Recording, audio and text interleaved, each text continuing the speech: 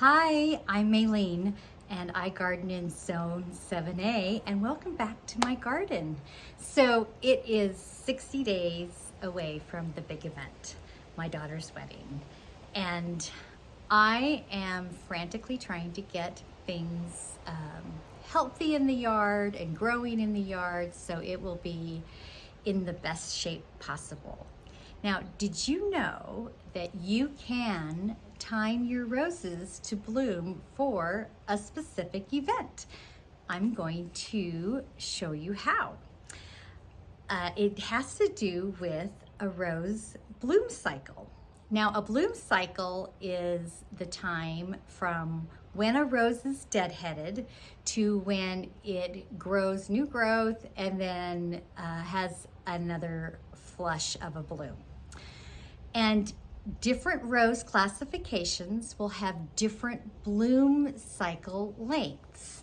As an example, a floribunda rose will typically have a bloom cycle from about 50 to 55 days.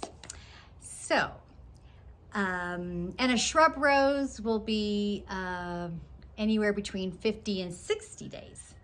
So it's not exact, but you can get it pretty close. So you have to look at what your roses have. And then you have the date of your event. For us, it's August 11th. And then you need to just count back. Then you will prune your roses according to their bloom cycle length. Now here is where I am in a little bit of a pickle. Because of our cold spring that we had, many of my rose bushes are about 2 weeks behind from their first late spring flush. But I need them blooming for August 11th. And so I am going to have to prune many of buds that have yet to bloom. So I'm going to lose some of my first flush blooms this year, which is an okay sacrifice so that they're ready for the wedding. But let me show you how we prune. Okay, this is my David Austin shrub rose Tranquility. You can see that it has bloomed, and I just love this full petaled flower. But when I deadhead this, normally I would count back to the second or third leaf set. And a leaf set is one of these little 5 sets of leaves. So when you regularly deadhead, you typically count back to the second or third leaf set, and you would then just take your clippers and snip, and then you're starting the bloom cycle all over again. Now, if you cut back further, which you totally can, if you go further down than the third leaf set, you will delay the bloom cycle a little bit longer. You can average out about 2 to 3 days per leaf set as you prune down. So be sure to take that into consideration. And also, if you are in a warmer climate, warmer than a zone 7, you might subtract a few days. If it's cooler, you might add a few extra days. So as you can see, it's not an exact science, but it can get pretty close. Here is where the caveat is. You need to do the whole plant. So not only do I need to do these newly bloomed roses, but I also will need to prune these buds.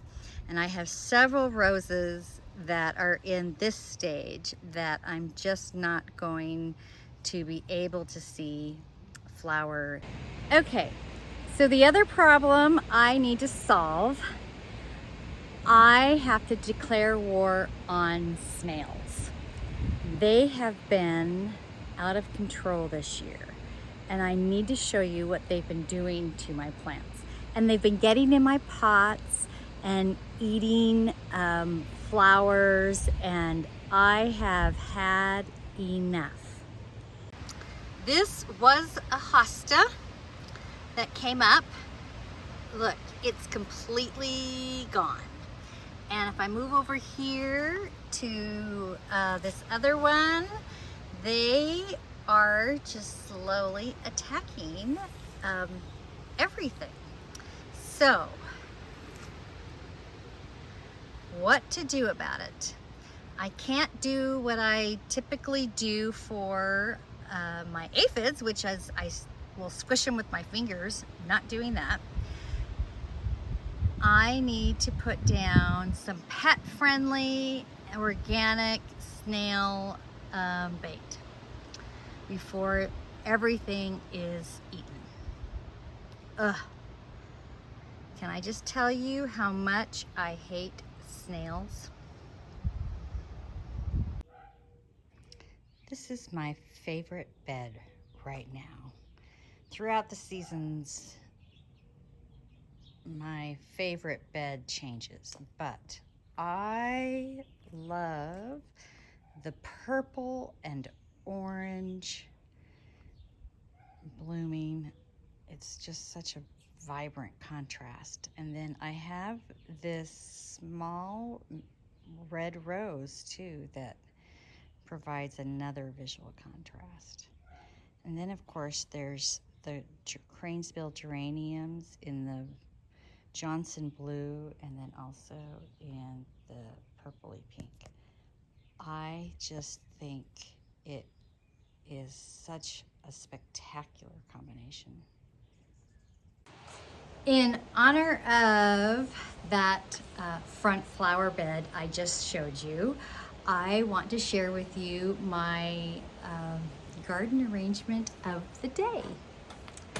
So this is what I picked earlier today. Is that just gorgeous? And I put it in a ceramic pitcher that I've had for years, but it's all of those purples and oranges. And I have campanula, bellflower, different varieties of roses. The bright orange roses are a rose called Vavoom.